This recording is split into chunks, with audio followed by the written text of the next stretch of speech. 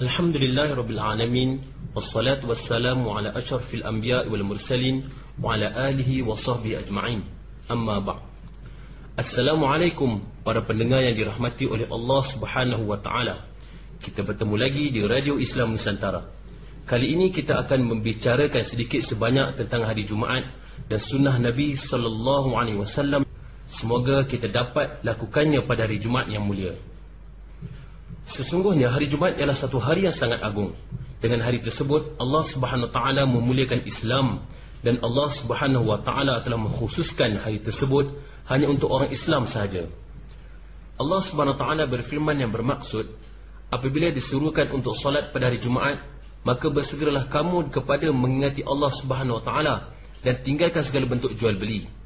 Di dalam ayat ini Allah Subhanahu wa taala telah mengharamkan kita untuk menyibukkan diri dengan urusan-urusan dunia, bahkan dengan apa sahaja yang boleh menghalang daripada bersegera untuk menyahut seruan Allah Subhanahu wa taala.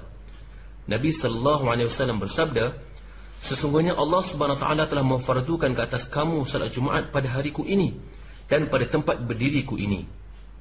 Di dalam hadis yang lain baginda sallallahu alaihi wasallam bersabda yang bermaksud, sesiapa yang meninggalkan solat Jumaat sebanyak 3 kali tanpa sebarang keuzuran, maka Allah Subhanahu wa taala akan memeterai hatinya.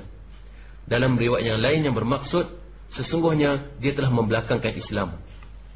Terdapat banyak sunnah-sunnah pada hari Jumaat. Antara sunnah-sunnah tersebut ialah: pertama, membuat persiapan awal pada hari Khamis sebagai menunjukkan kesungguhan untuk menyambut hari Jumaat. Antara persiapannya ialah menyibukkan diri dengan doa, istighfar dan bertasbih selepas asar pada hari Khamis, kerana masa ini adalah menyamai masa penerimaan doa di dalam hari Jumaat, seperti yang dinyatakan dalam banyak hadis-hadis. Sebahagian salafus salih berkata, sesungguhnya Allah Subhanahu wa taala menyimpan satu kurniaan selain daripada rezeki hamba-hambanya. Kurniaan itu Allah Subhanahu wa taala tidak memberikannya melainkan kepada orang-orang yang memintanya pada petang Khamis dan hari Jumaat.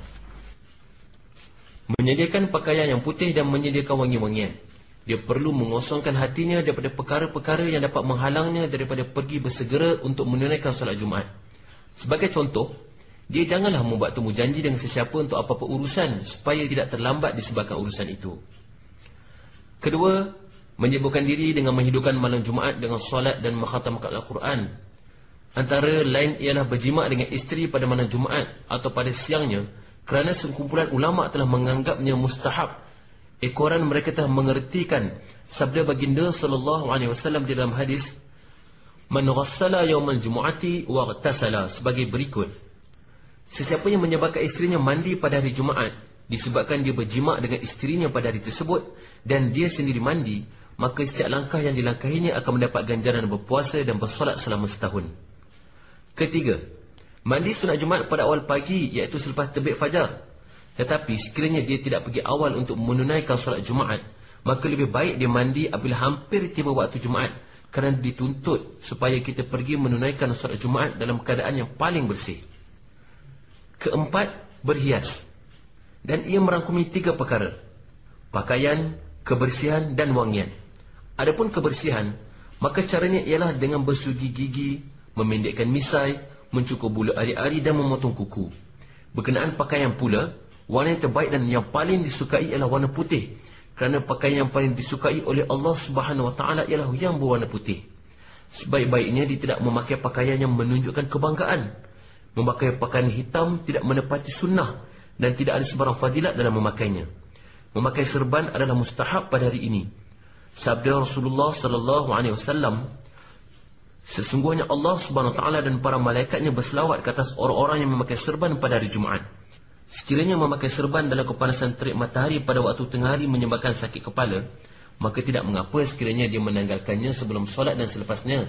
Tetapi janganlah dia menanggalkannya ketika dalam perjalanan menuju ke masjid daripada rumahnya, ketika naiknya imam ke mimbar dan juga ketika khutbah. Berkenaan wangian pula, terdapat sebuah hadis yang bermaksud, sebaik-baik wangian untuk lelaki ialah yang kuat baunya tetapi tidak terang warnanya, dan sebaik-baik wangian untuk wanita ialah yang terang warnanya tetapi tidak semerbak baunya. Saya kira untuk kali ini kita berhenti di sini. Semoga kita dapat bertemu di masa yang lain, insya-Allah. Selamat beramal dan sampaikan.